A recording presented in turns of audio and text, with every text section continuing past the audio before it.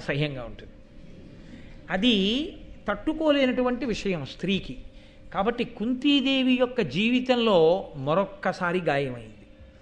అరే, నా భర్తకి నేను ఒక్కతనే భార్యని కాను, ఇద్దరు భార్యలు, అందులో పెద్ద భార్యను అని సరిపెట్టుకోవలసి వచ్చింది. అయినా ముందు చెప్పారు కదా నన్నయ్య గారు, ఏది చెప్పినా దూరదృష్టితో చెప్తారు, భూదేవంత ఓర్పు కలిగినది. కాబట్టి సర్దుకుని ఓర్పు పట్టి అది కూడా జీర్ణం చేసుకుని ఇద్దరు భార్యల భర్త అని పాండురాజు అనిపించుకుంటే తాను పెద్ద భార్య అనిపించుకుని వీలిపోయింది.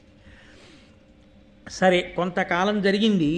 పాండురాజు గారు అతుల ప్రతాపలీలాయుతుడై ప్రాగ్దక్షిణాపరోత్తర దిగ్భూపతుల నిజ శాసన వశీకృతులంగావించి తనదు కీర్తి విలుంగన్ 4 దిక్కులను గెలిచి భూపతులందరినీ కూడా గెలిచి గొప్పగా ఆయన జైత్రయాత్ర చేసి అనేకమైనటువంటి ధనరాశుల్ని తీసుకొచ్చాడు.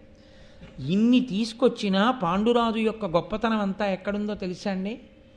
అన్నగారికి చెప్పకుండా ఏ పని చేయడు. అన్నగారిని గౌరవించకుండా కళ్ళు లేని వాడివి నీకేమొచ్చని తోలనాడడం. నిజానికి ధృతరాష్ట్రుడు తాను ఒక తండ్రి బిడ్డలేమో కానీ ఒక తల్లి బిడ్డలు కారు. ఈయన అంబాలిక కొడుకు, ఆయన అంబిక కొడుకు. ఆయనకి కళ్ళు లేకపోయినా ముందు పుట్టిన ఆయన పెద్దరికానికి మర్యాదనిస్తాడు. ప్రతిదానికి ధృతరాష్ట్రుని యొక్క అనుమతి తీసుకుంటాడు.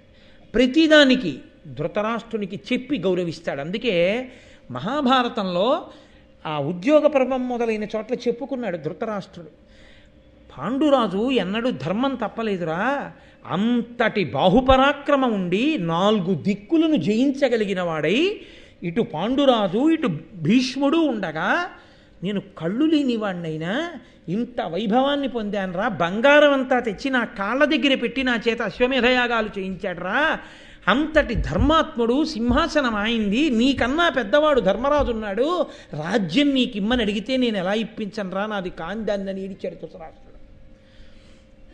అంత గొప్పవాడు పాండురాజు, గుణనిధి, మహానుభావుడు.